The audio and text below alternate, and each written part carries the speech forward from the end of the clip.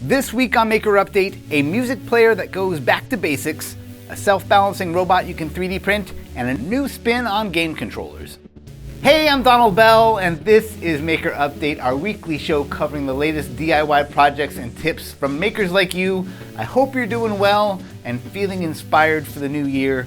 We've got another great show for you. Let's get started with the project of the week.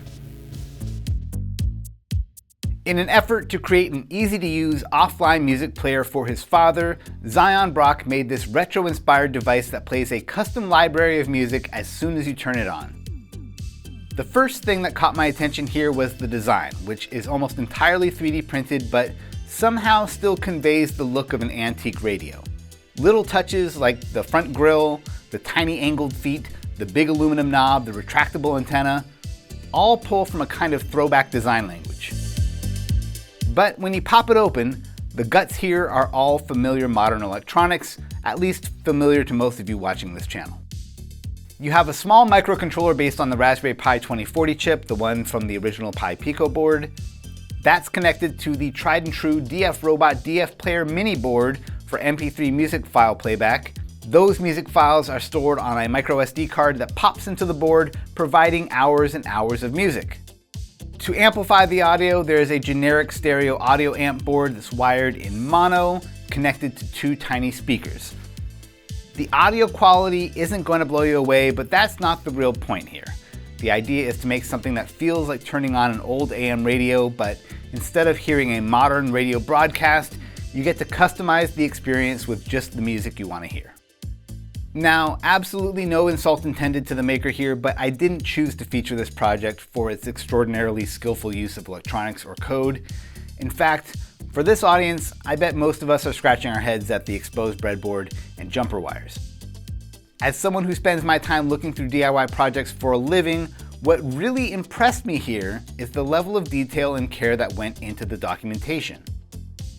Not only did Zion provide all the files needed to recreate this project, the 3D design for the enclosure, the bill of materials, the schematic, and the code, but he pulled it all together beautifully on a single web page. But on top of all of that, and on top of an outstanding overview video that really takes you through the how and why of this project, there are an additional 7 unlisted videos that you can find through his written guide that go into depth on the code, the tools, the assembly, 3D printing, adding music, everything you'd want to know to make your own, even with a minimal background in electronics. It is a heroic level of documentation, and I certainly wouldn't expect it from most projects that get featured on this show, but when I see it, it warms my heart because it's projects like this that really have the power to pull new people into this world of electronics and code and design that I know I take for granted. You can find a link to this project down in the description. Now for more projects, check out this self-balancing robot design by Build Some Stuff. This little guy is adorable. It's using an all 3D printed design all the way down to the treads on the wheels.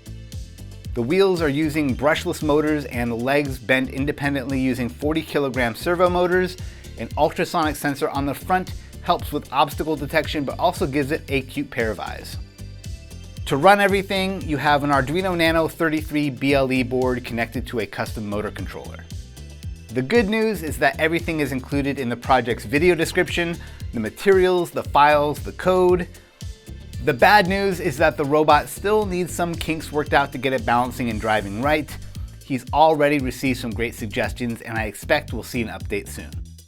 In the meantime, what a great platform here for playing around with creating your own self-balancing robot. But no project this week could possibly be more fun than this alt control game called Let Us Race, built by a team of 8 students whose names you'll find down in the description. This is a 1D racing game in the tradition of Line Wobbler. However, instead of navigating a straight line of LEDs, the racetrack here is arranged like a roller coaster with loops and turns. Best of all, competitors have to race each other using electronically augmented salad spinners. The faster you spin, the faster your pixels go. Now, the documentation here is seemingly non-existent, but if I had to guess, I'd say each spinner is using a microcontroller and a magnetic encoder to register how fast the spinners are turning. The data from each spinner is then fed into a computer, which you can see here sitting on a chair between the two players. The computer runs the game, maybe in something like Unity, and then drives the LED animation. However it's done, what I like most is how scrappy and playful it is. If I saw this at a party, I would lose my mind. Now for some tips and tools on Adafruit, really in many ways a project in its own right. There's this fantastic 3D printed enclosure designed by the Ruiz brothers for the Fruit Jam Raspberry Pi 2350 computer board. This is an homage, of course, to the Apple IIe computer of the 80s. I think my favorite part here is the mini functional disk drive that connects to it. It's all super well done, and they even have a filament that they recommend for getting that perfect retro beige color. Also on Adafruit, Erin St. Blaine has a guide on creating this wireless control button for WLED lighting projects.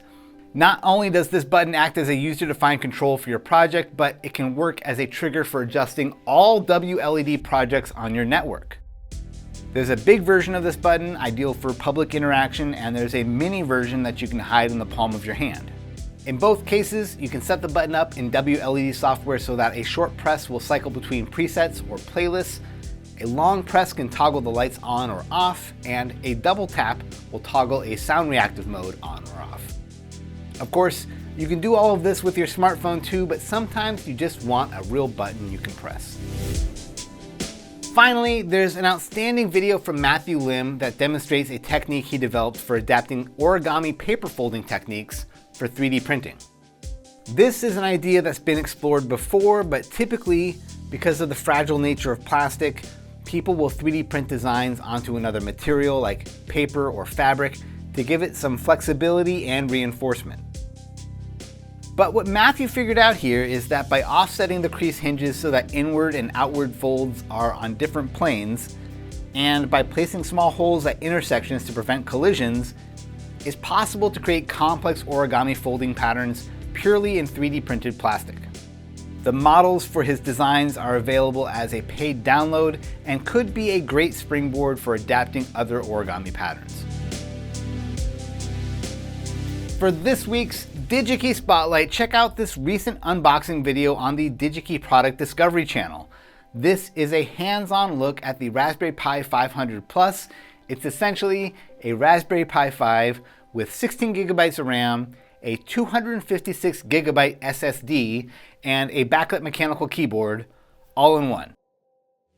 The whole system sells for around $200. Check out the video to learn more. You can also pick one up on DigiKey using the link in the description.